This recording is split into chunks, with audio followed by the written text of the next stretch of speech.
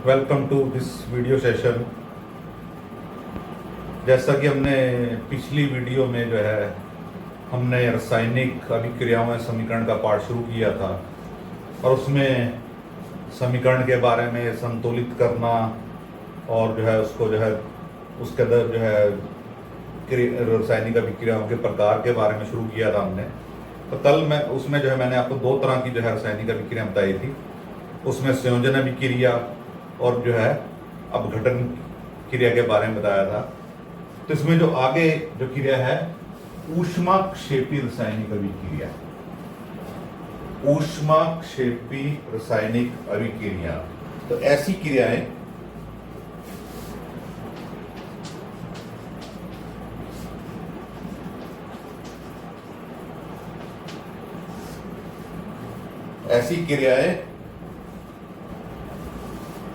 जिनमें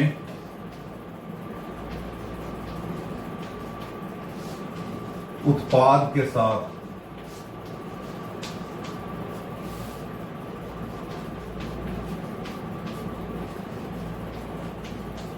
ऊर्जा, उत्पाद के साथ ऊर्जा भी उत्पन्न होती है,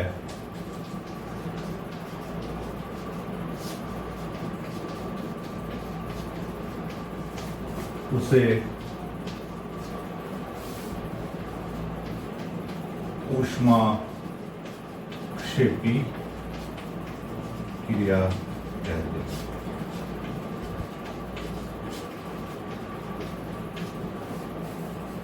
जैसे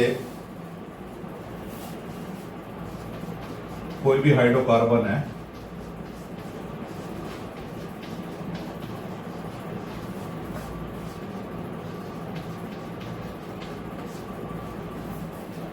अब जैसे आप अपने घर में हम जो है खाना बनाने वाली गैस के बारे में बात करते हैं, उसमें मेनली हाइड्रोकार्बन होते हैं।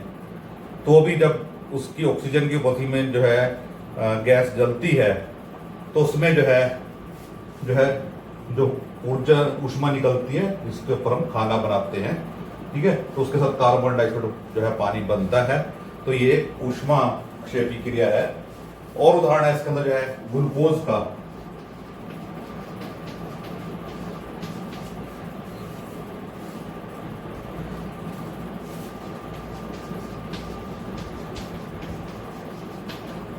इसमें भी जो है हमें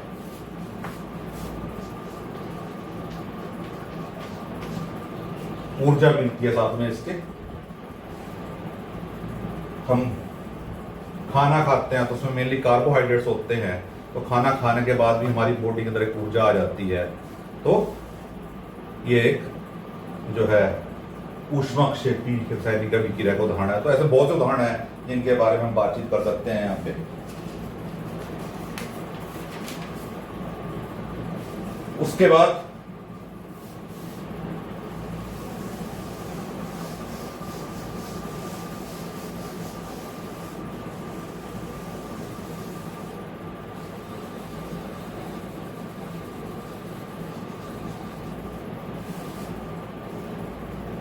ऊष्मा शोषी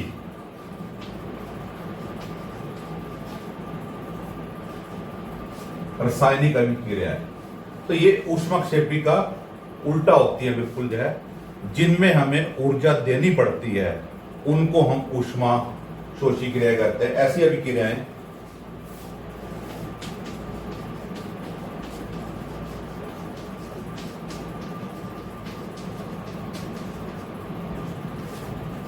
जिनमें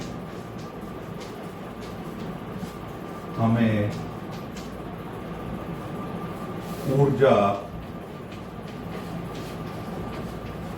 देनी पड़ती है उसे ऊष्मा शोषी अभिक्रिया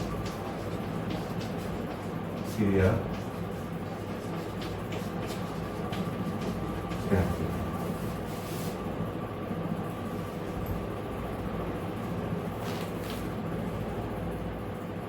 जैसे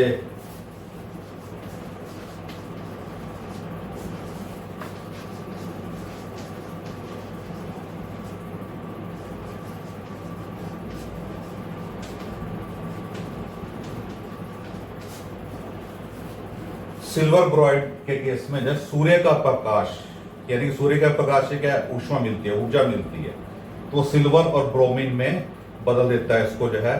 तो इसमें हमें ऊर्जा देनी पड़ी, तो ये ऊष्मा शोषी का उदाहरण है। और ये जो क्रिया है ये फोटोग्राफी के अंदर जो है इसको भी उपयोग में लाया जाता है।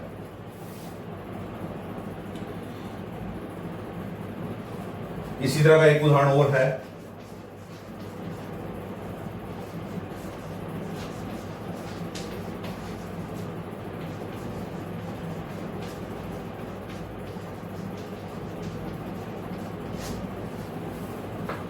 ये दोनों ऐसे उदाहरण हैं जिनमें हमें ऊष्मा या ऊर्जा देनी पड़ती है। तो ये उदाहरण हमारे पास यहाँ पे सिल्वर ब्रोमाइड या सिल्वर क्लोराइड के आ जाते हैं, तो जिसमें सिल्वर और ब्रोमीन और इसमें सिल्वर और क्लोरीन बनते हैं। तो ये दोनों ऊष्मा शोषी क्रियाओं के उदाहरण हैं ये।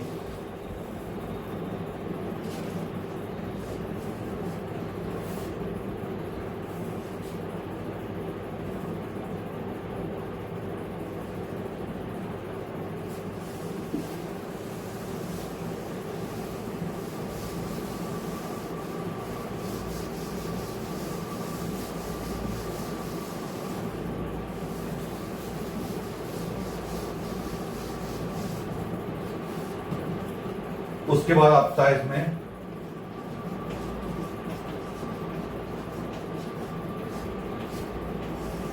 विस्थापन अभिक्रिया।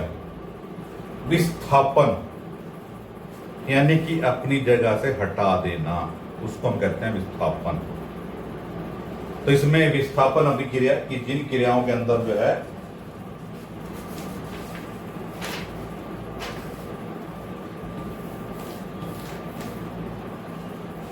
तो इसमें एक मैं पहले उदाहरण देके बात कर रहा हूं, Fe प्लस कॉपर सल्फेट, इसमें बन जाता है FeSO4 प्लस कॉपर। अब इस क्रिया के अंदर क्या हुआ कि हमने लोहा लिया, लोहे की कील वगैरह ली हमने, उसको कॉपर सॉल्यूशन के अंदर डाल दिया और उससे हमारे पास फेरस सल्फेट और कॉपर बन गया। यानी कि इस कॉपर सल्फेट के अंदर जो है जो लोहा है जिसको आयरन कहा हमने, उसने कॉपर को यहां से विस्थापित कर दिया। तो ये एक विस्थापन अभिक्रिया का उदाहरण है। तो ऐसी क्रिया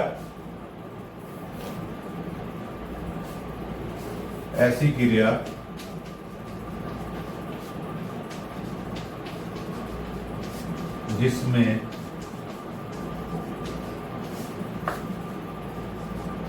एक तत्व किसी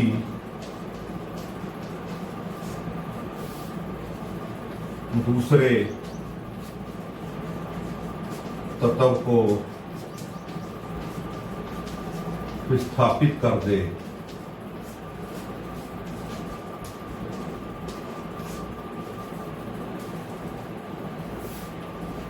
उसे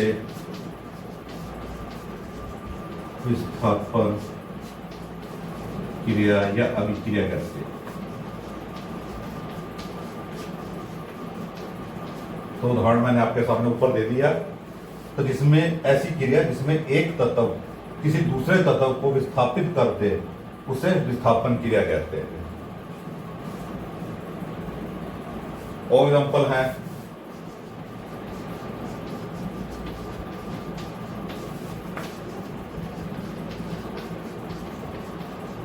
ये उदाहरण है इसके अंदर है जिंक और सल्फ्यूरिक एसिड आपस में क्रिया करके जिंक सल्फेट और हाइड्रोजन गैस बना देते हैं। तो इसमें जिंक ने हाइड्रोजन को हटा दिया यहां से, तो जिंक सल्फेट बन गया। तो ये एक विस्थापन क्रिया का उदाहरण है।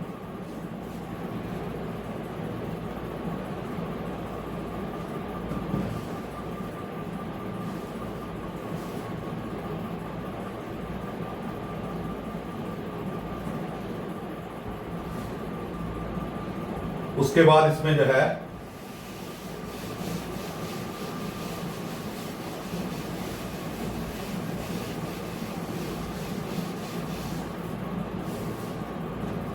द्विविस्थापन।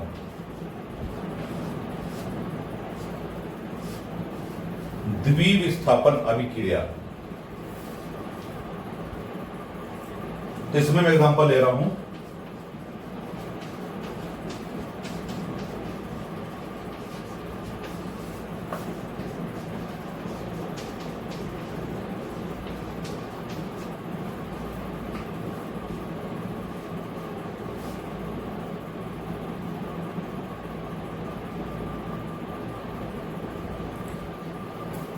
तो यहां पे सोडियम सल्फेट लिया मैंने और एक लिया बेरियम क्लोराइड।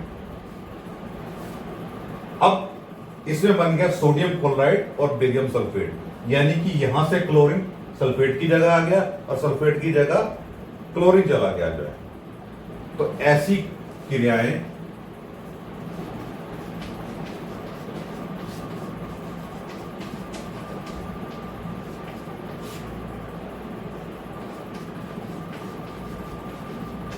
जिनमें आयनों का आदान प्रदान होता है उसे द्विविस्थापन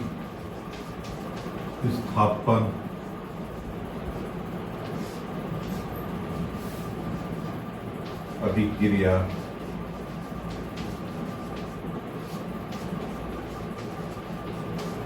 कहते हैं।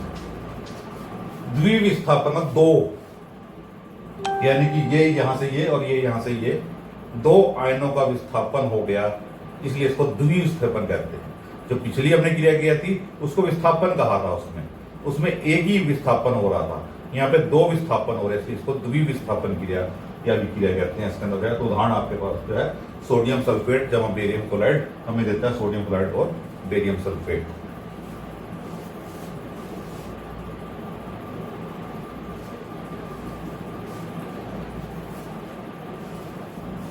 ये द्विविस्थापन अभिक्रिया। उसके बाद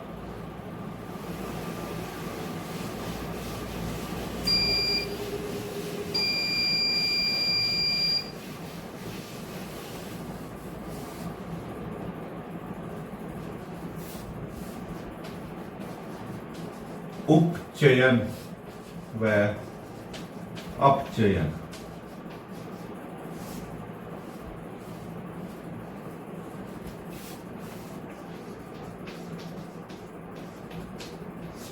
उपचयन व अपचयन क्रियाएं, तो इसमें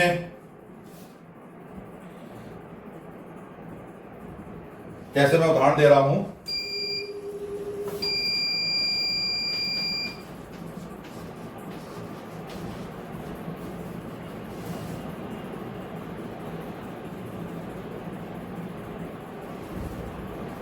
अब इसमें कॉपर और ऑक्सीजन के बीच में क्रिया हो रही है जिससे बना कॉपर ऑक्साइड, यानी कि कॉपर ने यहां ऑक्सीजन को ग्रहण किया या ऑक्सीजन का लाभ हुआ। तो ऐसी क्रियाएं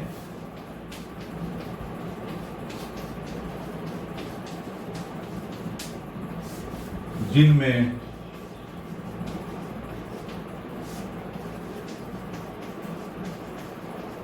ऑक्सीजन का लाभ या हाइड्रोजन की हानि होती है उसे उपचयन क्रिया कहते हैं। तो ये क्या है, उपचयन क्रिया। ये जो हमने कहा ये उपचयन क्रिया है। तो यहां मैंने एक उदाहरण दिया जिसमें ऑक्सीजन का लाभ हो रहा है, तो इसको उपचयन क्रिया कहते हैं हम जो है। या इसके अंदर जैसे मैंने कहा हाइड्रोजन की हानि होती है,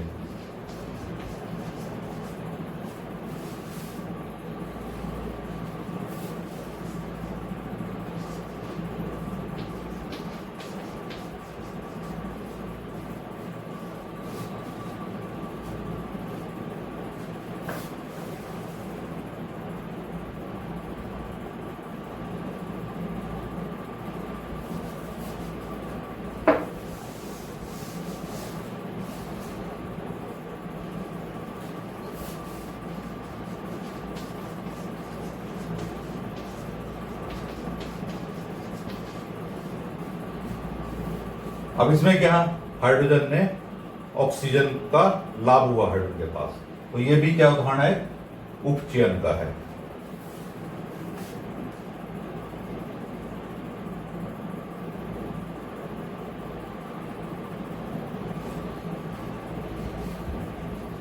अब इसमें लेते हैं अपचयन क्रिया।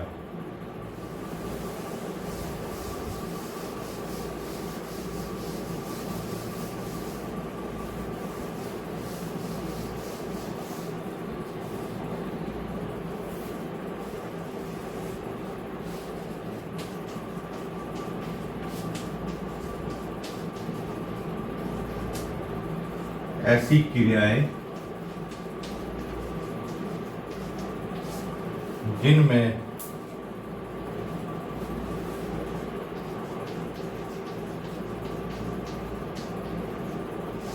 ऑक्सीजन का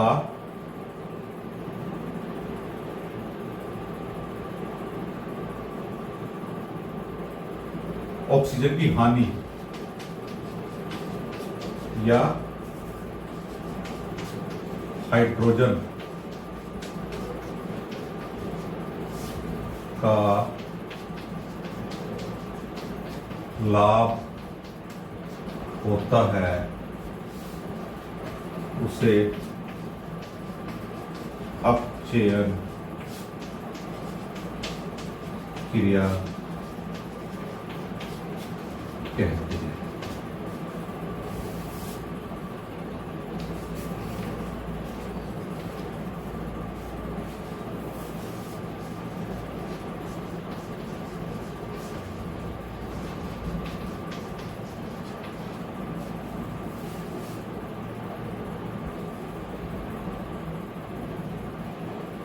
अब यहां पे कॉपर ऑक्साइड था, तो इसने ऑक्सीजन का नुकसान किया, यानी ऑक्सीजन की हानि हुई इसके अंदर जो है, तो इसका क्या हुआ,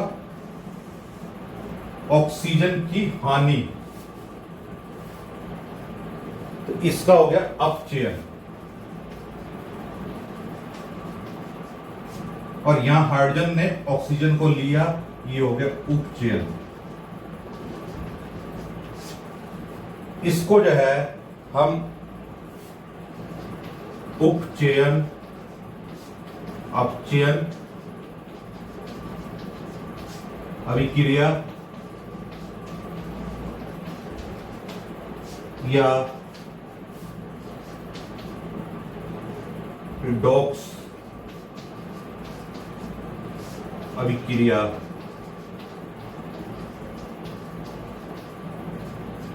भी कहते हैं। तो ये जो हमने कहा उपचयन और अपचयन, ये दोनों इकट्ठी होती हैं, अकेली के लिए नहीं होती हैं। इनको पहले हमने बताया अकेला अकेला, लेकिन दोनों क्रियाएं इकट्ठी होती हैं, इसलिए इसको उपचयन अपचयन या रिडॉक्स अभिक्रिया भी हम कहते हैं इसको। तो इसमें या तो ऑक्सीजन का लाभ या हानि या हाइड्रोजन का लाभ या हानि, उसके अनुसार हम इसको जो है रिडॉक्स रिएक्शन, रिडॉक्स अभिक्रिया, उपचयन अपचयन क्रिया, कुछ भी हम इसको कह सकते हैं। तो ये इसके अंदर उदाहरण आ गए थे उपचयन अपचयन के, दोनों के अंदर मैंने आपको उदाहरण दिए।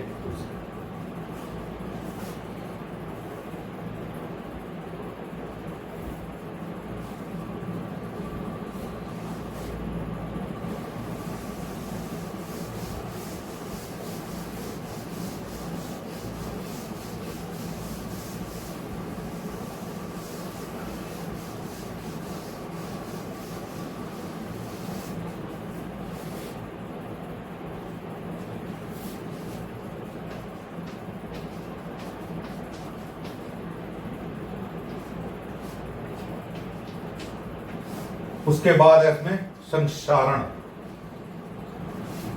अब संक्षारण क्या होता है, ये भी आपका जो है आपने इसका उदाहरण देखा हुआ है जो है। आप देखते हो लोहे को जंग लगना, हमने ज्यादातर हम देखते हैं कि लोहे को जंग लग जाता है, उसी को हम कहते हैं जंग लगना।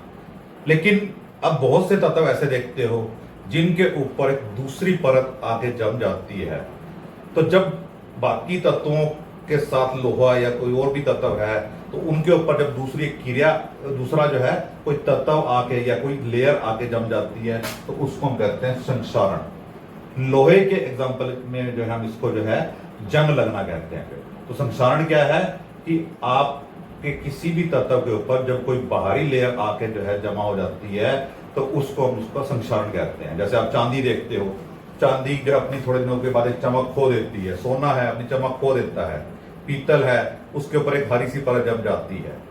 तो ये सभी क्या है, संक्षारण है। तो संक्षारण जो है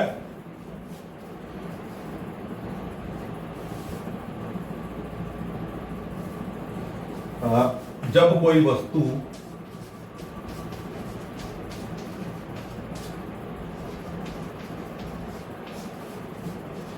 वायु या नमी के प्रभाव में आती है, तो उस वस्तु पर एक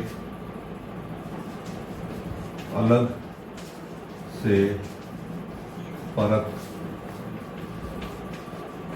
जम जाती है, जिसे संक्षारण कहते हैं।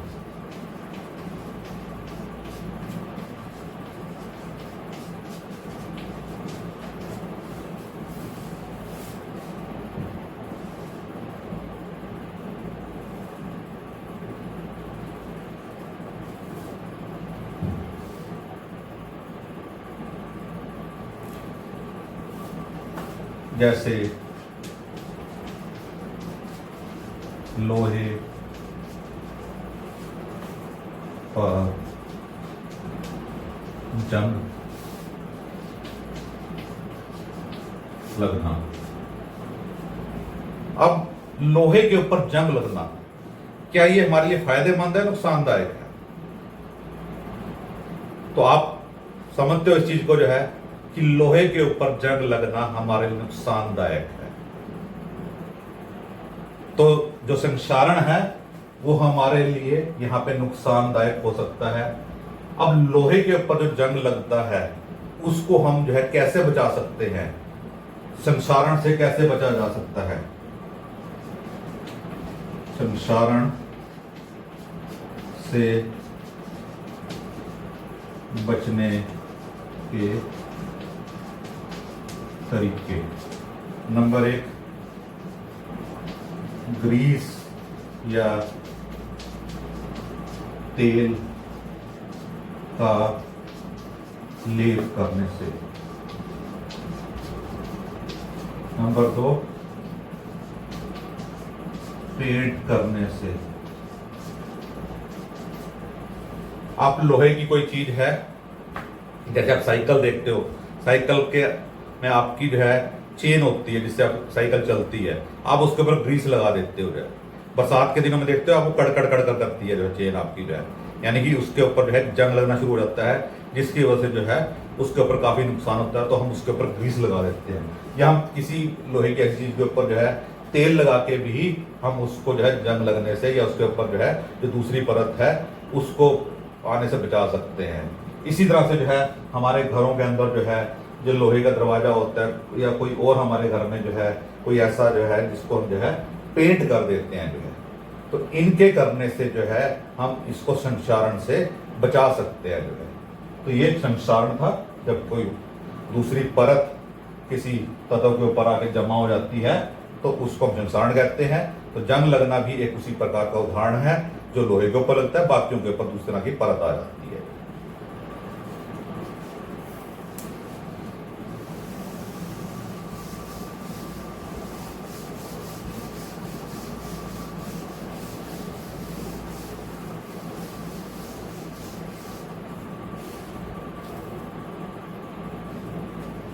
उसके बाद इसमें है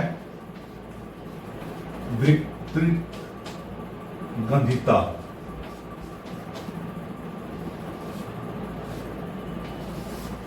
विकृत का मतलब होता है खराब, गंध, खराब गंध आना।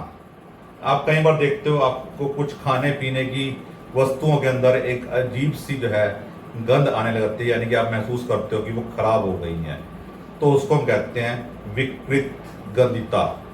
तो विकृत गंधिता क्या है? जब कोई वसायुक्त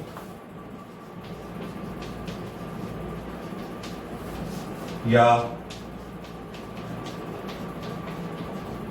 तेलीय पदार्थ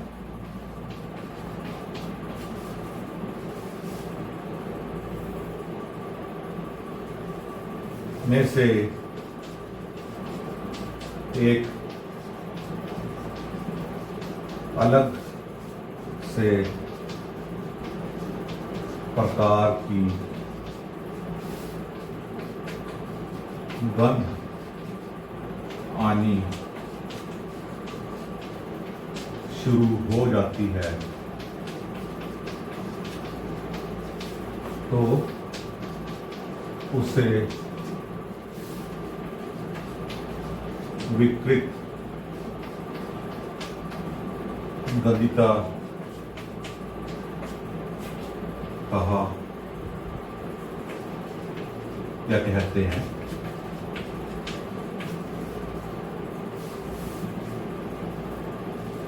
तो इसमें क्या होता है, एक्चुअल जो है, जो भी खाने की वस्तु है, जो पदार्थ है, पदार्थ का उपचयन हो जाता है। तो जो भी इसके अंदर पदार्थ है उसका यहां जो है उपचयन हो जाता है। उपचयन अभी बता रहे, इससे पहले कभी क्रिया बताई थी हमने, तो उसकी वजह से ये पदार्थ खराब हो जाते हैं। तो आप देखते हो कई बार कुछ खाने के पैकेट होते हैं, उनके अंदर जो है, जैसे आपका चिप्स का पैकेट होता है, उसके अंदर आप देखते हैं हवा भरी होती है, तो उसके अंदर जो है नाइट्रोजन गैस का जो है प्रेशर डाला जाता है, जिसकी वजह से वो जल्दी चीज खराब नहीं होती। तो नाइट्रोजन गैस जो है इन वस्तुओं को खराब होने से रोकती है जो है।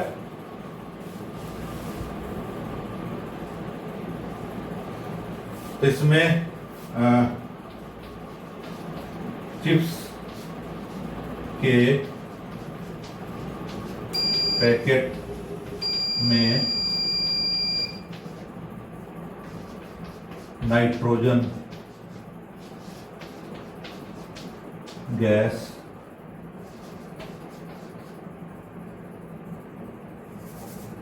भरकर विकृत